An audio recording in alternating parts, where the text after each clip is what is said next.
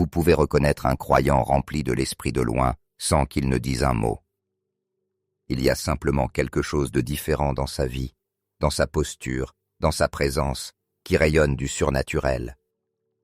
Il a développé des habitudes quotidiennes qui le maintiennent connecté à la source de puissance céleste. La plupart des chrétiens prient pour être remplis une fois de l'esprit, mais ceux qui sont véritablement remplis ont découvert le secret de rester remplis chaque jour.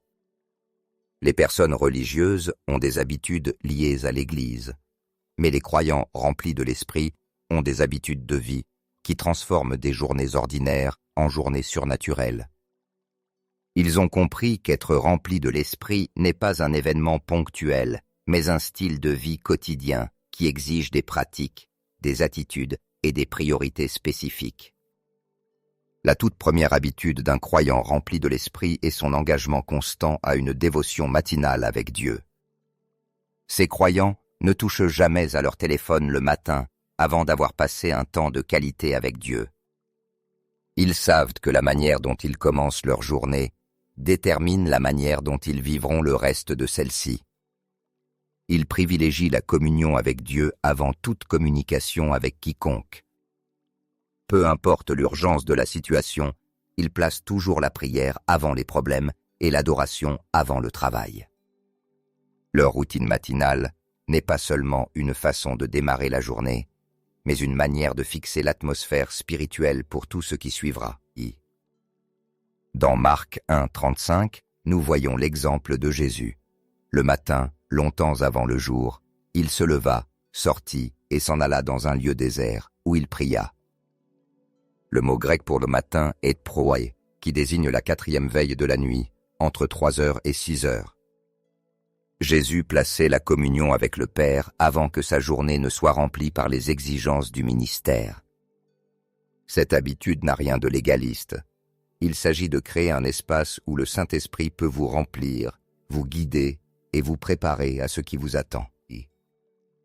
Les croyants remplis de l'Esprit comprennent qu'ils ont besoin de carburant spirituel pour leurs décisions quotidiennes. C'est pourquoi Jésus a dit « Donne-nous aujourd'hui notre pain quotidien ». Ce que vous faites durant la première heure de votre journée détermine ce que l'Esprit fera à travers vous pour le reste de la journée. Deuxième habitude, la soumission totale au Saint-Esprit. Ces croyants ont développé une sensibilité aux impulsions du Saint-Esprit et la discipline d'obéir immédiatement lorsqu'il parle. Ils ne négocient pas et ne contestent pas la voix de Dieu. Quand l'Esprit dit « avance », ils avancent. Quand il dit « arrête », ils s'arrêtent. Quand il dit « parle », ils parlent. Dans Actes 16, 6, 10, nous voyons Paul et son équipe guidés par l'Esprit, parfois empêchés d'aller dans certaines directions, parfois appelés à se rendre dans des lieux précis. Leur efficacité ministérielle dépendait directement de leur sensibilité et de leur obéissance. Cette habitude suppose de renoncer à ses propres plans et de faire confiance à la sagesse de l'Esprit plutôt qu'à son propre entendement. L'obéissance immédiate à la voix de l'Esprit prévient les regrets et libère des résultats surnaturels. Troisième habitude, la méditation des Écritures. Les croyants remplis de l'Esprit ne se contentent pas de lire la Bible, ils la méditent jusqu'à ce qu'elle devienne vivante dans leur cœur et leur esprit. Ils digèrent la révélation spirituelle qui transforme leur manière de penser, de parler et de vivre. Dans Josué 1:8, Dieu ordonne « Que ce livre de la loi ne s'éloigne point de ta bouche.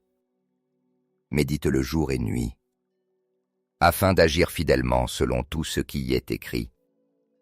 Car alors tu auras du succès dans tes entreprises, alors tu réussiras. » Le mot hébreu hager signifie murmurer, répéter, réfléchir profondément. Ces croyants portent la parole dans leur cœur toute la journée, permettant à l'esprit de la leur rappeler au moment où ils ont besoin de direction, de réconfort ou de force. Ils la proclament sur leurs circonstances et l'utilisent comme une arme contre les attaques spirituelles. La méditation transforme la connaissance biblique en puissance spirituelle. Quatrième habitude, une vie de prière continue. Ils ne prient pas seulement à des moments fixés, ils vivent dans une conversation permanente avec Dieu. Comme l'enseigne 1 Thessaloniciens 5:17, priez sans cesse. Cela signifie maintenir une ligne ouverte avec le ciel, transformant chaque moment ordinaire en rencontre spirituelle. Conduire devient un temps de prière, attendre dans une file devient un temps d'adoration, et chaque défi devient une occasion de chercher la sagesse divine. 5e habitude. Proclamer la vie et la vérité. Ces croyants comprennent le pouvoir de leurs paroles. Ils choisissent consciemment de parler vie, vérité et espérance plutôt que mort, mensonge et désespoir. Ils déclarent les promesses de Dieu sur les problèmes et créent une atmosphère spirituelle qui attire sa présence. 6e habitude. Marcher dans l'amour et le pardon. Ils sont naturellement miséricordieux, pardonnent rapidement les offenses, relâchent les blessures et choisissent l'amour même quand d'autres choisissent la haine. Ils savent que le manque de pardon attriste le Saint-Esprit et crée des barrières à sa plénitude. Comme Paul l'écrit dans Éphésiens 4:30, « N'attristez pas le Saint-Esprit de Dieu ». Ils savent que garder rancune, c'est boire du poison en espérant que l'autre en meure. 7e habitude. Chercher la direction de Dieu dans chaque décision. Au lieu de se fier uniquement à leur logique, leurs émotions ou leur sagesse humaine, ces croyants consultent l'esprit pour chaque choix, qu'il soit grand ou petit. Cela transforme la prise de décision en une conversation paisible avec Dieu, qu'il s'agisse d'un travail, d'une relation, de finances ou d'un emploi du temps quotidien. 8e habitude. Pratiquer le jeûne et la discipline spirituelle. Ils comprennent que rester sensibles à l'esprit demande une discipline régulière. Le jeûne accroît leur autorité spirituelle dans la prière et le ministère. Comme Jésus l'a dit en Matthieu 17:21, certains percées spirituelles ne viennent qu'avec la prière et le jeûne. 9e habitude. Vivre dans une foi expectative. Ces croyants se lèvent chaque jour en s'attendant à des rendez-vous divins, des interventions surnaturelles et des miracles.